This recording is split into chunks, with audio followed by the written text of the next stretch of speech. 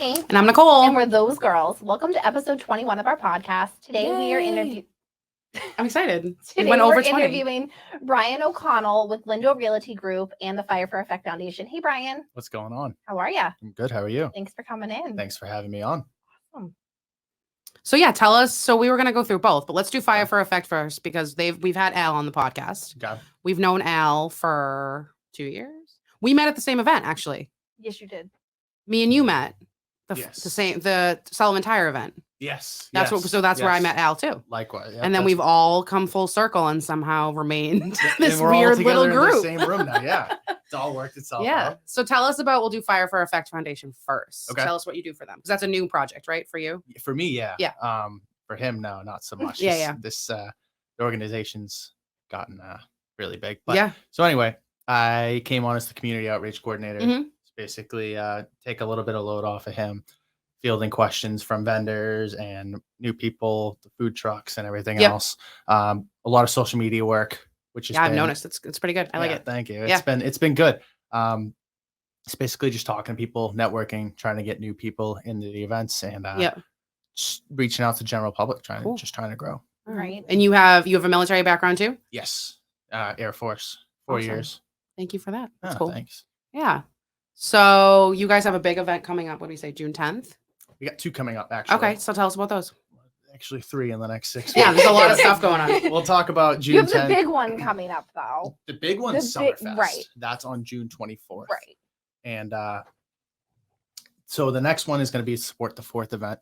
It's going to benefit the 4th of July Committee for Bridgewater. Oh, cool. They are trying to raise funds to put on the 4th of July event, which we're very much so hoping to help out with, raise some funds for them. So hopefully they can put that on. And then Summerfest, that's going to be the big one. That's the banger. We got 3 different bands. Oh, tell us about the bands. Ooh. I'm always looking for a good local band too. The bands are, if you know, it's fine. I put you not off the top of my head, unfortunately. We have 3 of them now. 3 of them coming. It's going to be live performances all day from 1 to 8. Nice. And then we have 2 food trucks. I know those. Oh, plug the food trucks. Lolly Jolly Waffles. Oh, we love them. They do, they do dessert platters with all kinds of ice cream and dessert flavors as well. Out of this world. Yeah, they're I cool. haven't had them yet. So they do like it's like waffles, right? Filled with like ice cream and like so they incorporate waffles with all the dessert items. Yeah. I'm excited. Yeah, they're really good. That sounds really good. Yeah. We got that, and then we have Rockin' Burgers. Oh, they're awesome too. So we got the waffles, dessert, and then we got we got the savory, and then we got the burgers. So we're psyched for them. And we got the drinks. We're doing it in conjunction with Black Hat. Oh, super cool. That's awesome. Over in Bridgewater. Yep. We have him. We have Bob Wine coming out. Okay. Bob Wine. Bob's always there. It's always a great time when Bob pops out. That's what I always say. Mm-hmm. Shout out to Bob. And then we have Those Girls Brewery coming out. Oh my God. Yeah. I love it. The girls. Ooh, where are they from? Oh, we just got them at so I bartend in Whitman. We just got that's the new one we have on tap. Awesome. People love it. What is it? Yeah. It's it's an IPA. They're like a new brewery. And it's like the logo is like 2 girls. Yeah, it's 2 women that own it, which is rare. Yeah, we're excited to have them. Cool. It'll be the first time they come out.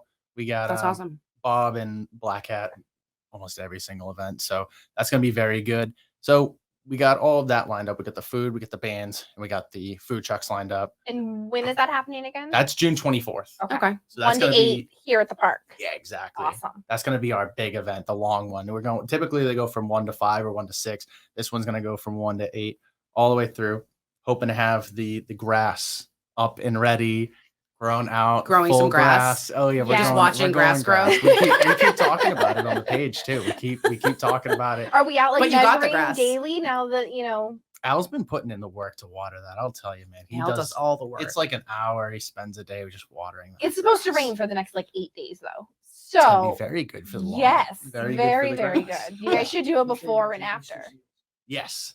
So the event for the 10th, like I said, is going to benefit the 4th of July committee. Yep. And then the event on Summerfest, we're doing that to benefit the Easter Seals. They're a national organization, but they just purchased the old Bridge Center. Okay. So they are basically intending to make that their hub for the Northeast. Oh, nice. So That's having them come out supporting that cause, and it's going to be very good. So we're doing that event in conjunction with Black Hat and to benefit the Easter seal. So they'll be out. They'll have a table. Can learn all about them from them. Go up, talk to them, and see what Nice. what they That's do. awesome. Yeah. Cool. Very cool. I'm excited. How's it been making videos for social media with Al? I'm used to it. I'm used to it. Okay, what's the biggest challenge of social media right now then? Just doing it. I Just doing it. I Just totally agree. Just doing the thing. I Yep. tell everybody, just do the thing. Mhm. And like I started making videos on social last August, Okay. right? And I was doing those silly little voice alongs with the, how all The real reels. estate, That's the what real I estate do. agents Yeah, are yeah. doing like the dances Yes. and all this kind of stuff. I don't do the dances. I But started, No. yeah, Yeah, you know yeah. what I mean? You Yeah, don't yeah. want me singing. You don't want me dancing. No, No, yeah, but it's no, like no, all these no. songs have like a Yeah, Exactly. yeah. They all have their different trends, Yep. and it was trying to be trendy. And then as time goes on, the quality got better. The Right. content itself got better. It's hard. I mean, it really sucks at first. Mhm. It's uncomfortable. It's just doing the things that make you feel uncomfortable. So Absolutely. I'm used to it. Al's been on camera since he started it, and then we did a video recently together. You did a dual one. I liked it. Yeah. It was cool. Yeah, it was good. It was fun. We did it really quick, actually. Normally videos take me about like 5-10 takes just to get a 15-second clip. I find the first one is always the best one for me. Oh no. That or number two. If the longer I'm at it, the Oh, okay. more it gets awful and awful and awful. And more than likely, I'm like, I wish I just kept the first one.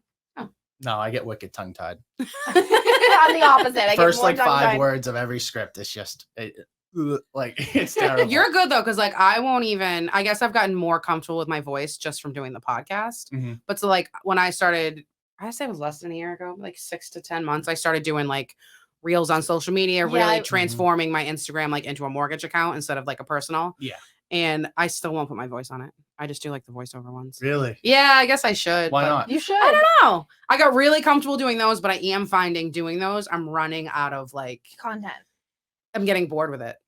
And like it's the I can same audio over and over again. I'm like, I need to pick different audio. I need to find new audio. Yeah. Because like you do the voiceover thing. So yeah, I should probably It's just exhausting. It's bite just- the bullet. It could be a full-time job all in itself. No, it is. No, Yeah. it is. I had to slow down a little bit. Month of March, I put out 52 pieces of content. Oh my God. I was exhausted. Yeah, it's a lot. That's a lot. I was like, okay, no, cool. I'm overdoing it. I'm not putting as much time into other things that I need to be doing. Right. April was a lot better. It was about maybe 20, 25. And that includes my blog posts that go out, reels, and any advertising I do for listings too, that kind Yeah. of stuff. So yeah, no, content's hard. Social media is hard. Yeah. You just got to do the thing and you'll eventually get better at it. Right. It's everything. Do you find that, so people always are like, well, did you get like a specific deal from it? And I find that I maybe haven't gotten like a concrete deal that I can say closed from it, but the recognition I've gotten even from just like friends and family that maybe are now seeing my account more. Yeah. They're like, oh, I didn't even know you did that. Oh, I didn't even, you do mortgages? Can you get me a pre-approval? Like No, right. this has been happening to me. And Right. it took a while to get to that point where anyone was even like reaching out, but it's definitely not strangers, but it's definitely helped me have like more recognition and people It's with keeping you people in that I front of your know. audience Yeah. again. We talk about, I know on the real estate end for us, we always talk about, the touches and staying constant in front of people. I mean, the average person when we close a house or close a loan forgets our name within 14 days. Oh my God. You didn't know that? I didn't want to know that. Where's that from? I'll get you the link. That's fine. I'll get you the Just link. out of I don't curiosity. know. But no, but that's why like they teach you that's why you should touch people like 30 times a year, 4 That's a times a lot. month. When we're talking about algorithms on social media, they're saying we should be posting 2 to 3 times a day because of the way the algorithms Oh my go. God. I'm like proud But- of myself. My goal has been once a day. Right. And that's I've fallen off in the past 2 phenomenal. weeks, but And 90% of people won't do the 1 time a day. I won't. And I try, but like life gets in the way. Like it's on my Yeah. list all day long. I'm like, oh, let me make 6 posts just so I can get the whole week done. And then I don't get 1 done because I've just been on other things. But it keeps us in front of everyone over and over and over, which we don't normally get. I get the same thing too. It's like everybody I run into, they don't, they might not like it. They might not comment on it. They might not share it, but they see You it. see it. Mhm. It's in, the algorithm does work. It doesn't hit every single one of your followers, right? They're just putting stuff in front of what they Mhm. actually want to see. But everybody, dude, what are you're all over social media. These videos are Right. doing great, blah, blah, blah. Like it's great. It just keeps you in front. My main focus of social media is just being the knowledge broker, Mhm. just spreading knowledge, actual, real, useful information. I don't need to go viral. I don't need to be trendy. Trendy is not. If I hit one person down the street that learns something out of what I say, I've done my job. Oh yeah, no, It's- absolutely. Do you have, this is like a little thing about being trendy and stuff. Do you have a pet you ever put on there? So whenever I put my cat on it, I get like 5,000 Yep. views, 10,000 views. If I put me on it, I get 200, Yep. 400. I don't even think I've ever hit 1,000 with just me on it. But if I put the cat on there, I had a couple when I first started making those, like the trendy audio Yeah. videos. Mhm. Yeah, I think the highest I got was like 5,000, actually like 5,000 views, something like that. I think that's I got like like 10 likes. Right. You know what I mean? The likes are so different on each Yeah. platform that you're on. But to go back to like the personal stuff, I try to post something personal about I'm a private person. I don't need people. yeah, that's the I hard don't- part you too. know what I am mean? too. And it's hard for me to put like Yeah. even my face like blah, blah, blah, blah, blah. Yeah. I'll talk about real estate all But she's day. on YouTube now. This is hard for me. I know it is. Exactly. Like and you're the doing being great. on camera was very hard for me. And what was I gonna say? Yeah, no. So I try to post something personal if I go out. My girlfriend and I just went out this past weekend. We went down to Fairhaven, went out to dinner at Fall River. It was really nice. So I'll try to do a personal post on Sundays. Oh, that's a good idea. Yeah. They They do say to sprinkle in personal stuff too, so you're like a real person to people. exactly, Yeah. exactly. People relate to people. That's the whole point behind it. You got to Yeah. stay on social. You got to stay in front of people and be personable, Mm-hmm. right? I have a personal account and I have a business account. Okay. I have two different ones. Okay. From day one, I started. Where do business you accounts. find you're posting more on the average? Oh, I hardly ever post my personal. Yeah. Stories, posts. If you'll go look at it, it's got like 8 posts. Huh. And I've had because like I barely post. Well, so what I did is I morphed my personal one into the mortgage one that's what a lot of people do. Yeah. because I just was honestly part of it was lazy and part of it was like I didn't want to rebuild the entire thing. Here was my thing too, right?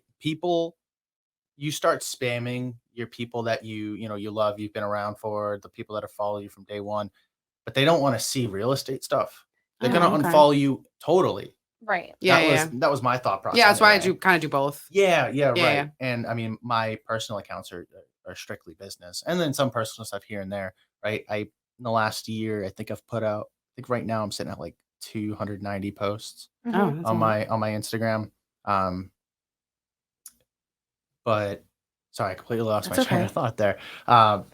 Yeah. So I separated the two That's from day cool. one. Okay. I made a page, a Facebook page from off my personal account, Mhm. Yep. and then a completely different business. Makes sense. Instagram, Right. TikTok, YouTube.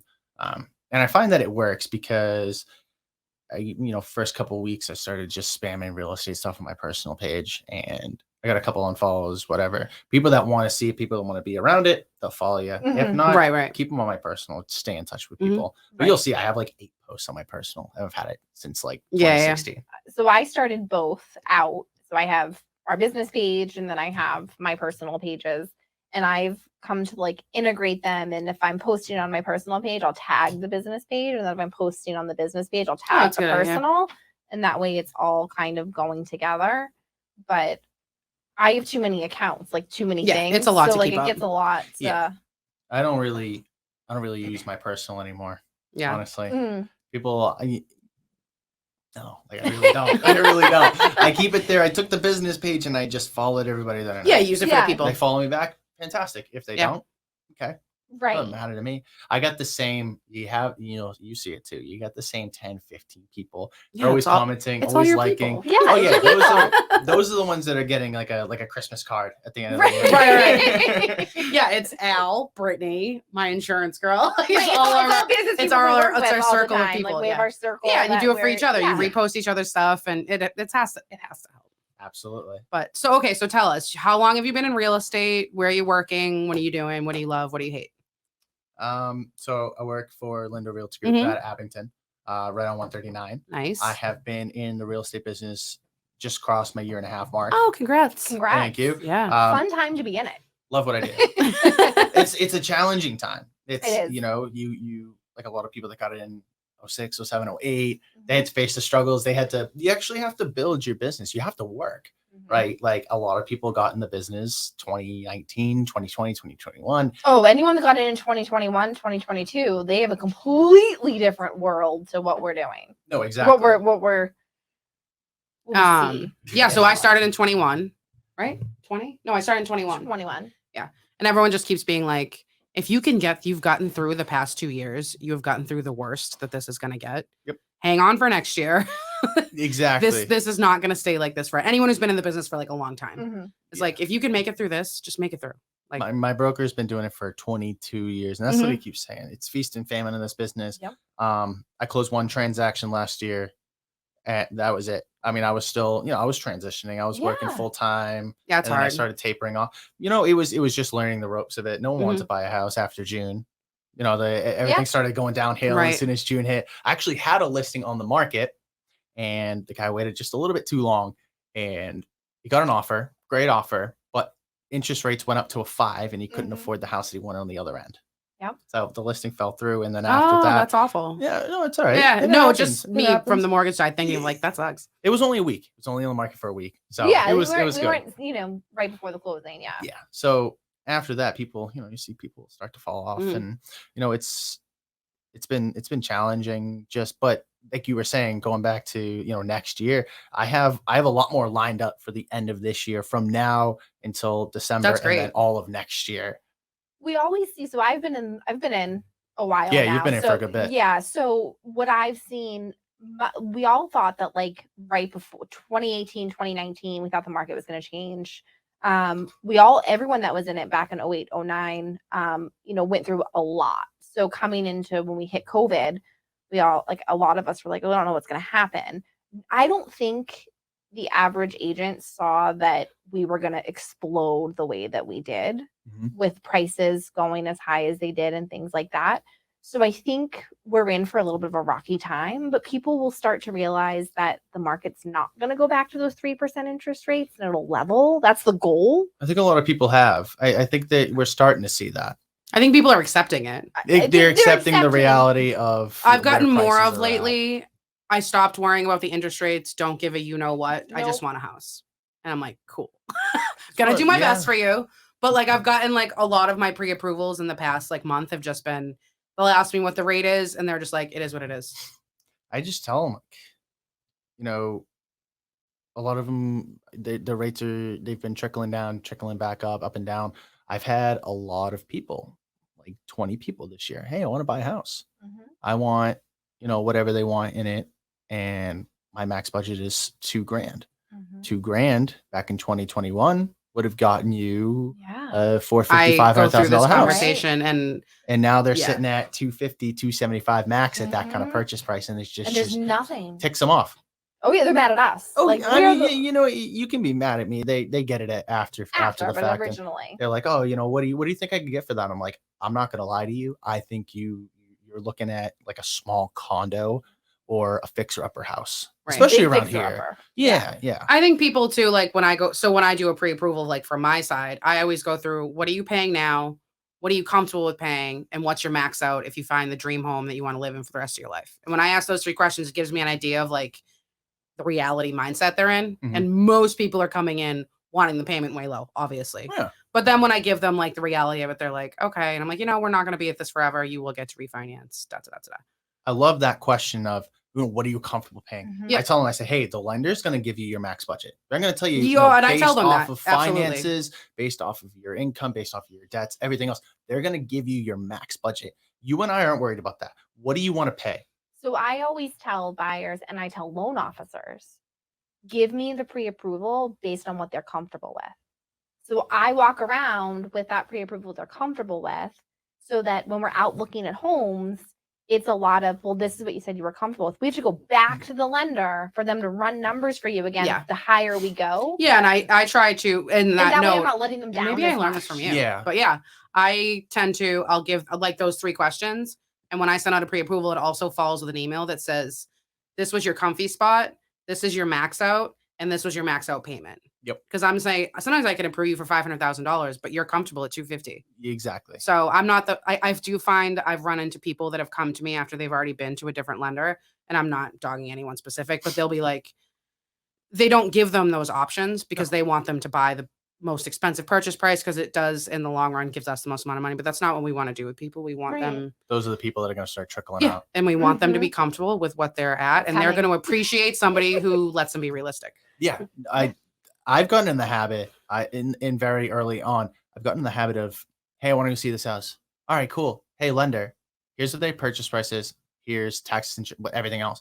What's the payment? Love that. What's the payment at, and what I'll do is it's worked out well for me because we're in a competitive market. Super competitive. Offers have to go over for over asking in most cases, right? They're going to, you don't have to, but I'll say, hey, lender, here's this purchase price. Here's list. And then give me a monthly payment every 10 grand, up like 50 grand. Say, hey, where's my max? How high can we go up on this house? And what do we look like at this in case we have to go here? We're helping our clients know what they can do and what they're comfortable with. And we're also helping to put a really good situation in front of sellers to marry happy people together. Exactly. We're doing our homework. Exactly. And I just had, I had an offer accepted a week and a half ago. Congratulations. Thank you. Yeah. In a house in Wareham. Super sweet woman. She's definitely going to see this when it goes out too. She's following me all over social media. She's such a sweetheart. That's awesome. Yeah. But so that's exactly what happened. We hey, lender, what's the, actually Mellow Homes. Oh, love Mellow Homes. Loan Depot. Get to meet lots of wonderful loan officers, wonderful great. clients. So I said, hey, here's the offer price. Here's the estimated payment. And then it actually ended up coming in $300 a month less. That's awesome. Do you want to know a little secret that I do? Yeah. I guess it's not a secret. Everyone can hear it. But Tricks of the trade. When I give a monthly payment in these scenarios, I always highball it. I'll get the taxes and stuff, but I'll probably give them, and I always write like a plus/minus when I give them the payments. I round them so that me and you are the hero at the end of it when it comes in $100 lower. Well, that's what we told her. Like, oh, you're probably going to end up like $100 lower. It was like $350. Oh my God. That's like amazing. And here's the thing too. Her offer was competitive, but it was at the max for comfy. So I'm like, okay, cool. Like, this is where we're going to go. I give, internally, I was like, she probably got like a 50% chance of getting this offer. That comes in $300 lower. I said, okay, I think you should actually increase your offer amount by 10,000. If she hadn't, she wouldn't have got the house. Yeah. Right. And you did your job too. You did a great job. Yeah. Yeah. Thank you. Because I always say and buyers don't realize this. They're like, should I put more money down? I always tell them $10,000 down is only an $80 to $100 a month difference in the payment. And when they hear that, they're like, oh, okay. Screw it. Yeah, you know what I mean? Like, but I think it's situational dependent. For right? sure. Yes. And it depends, but that's a realistic.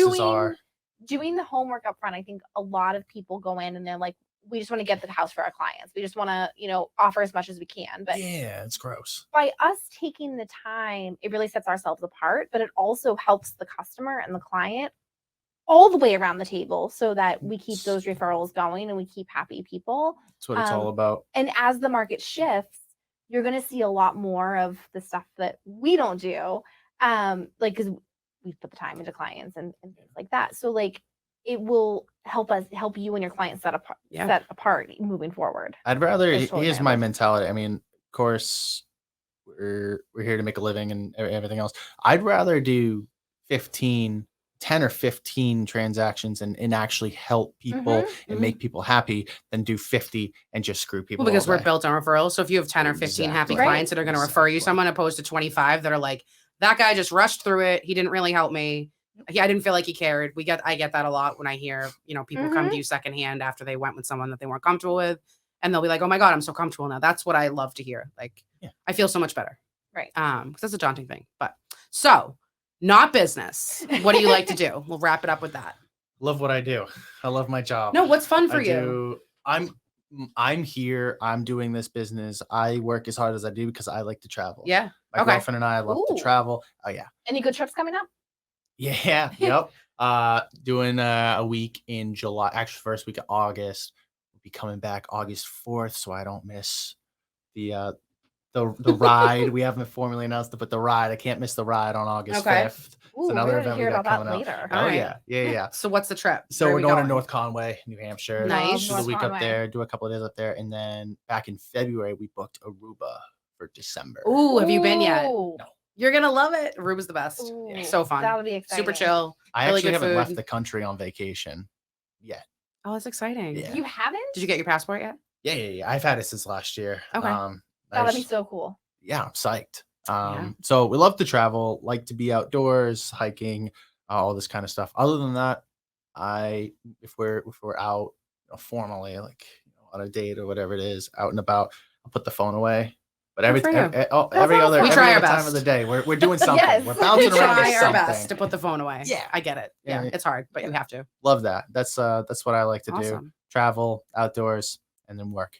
Cool. I love what I do. Awesome. Yeah, that sounds like, pretty much. So where can everybody find you? Do you want to put any contact information? Yeah. Email, phone, whatever you want to do. Brian.Lindo Realty Group across all social media platforms. There you go. You made it Super easy. Easy. Love it. Brian with an Absolutely love I. it. Follow not a him, Y. find him, check out the videos. Yeah. Yeah. All right, episode 21 21 In down. the books. over Thanks and so much out. for Thanks. joining. Thanks for having me. This was fun. This is All right. fun. Bye. Bye.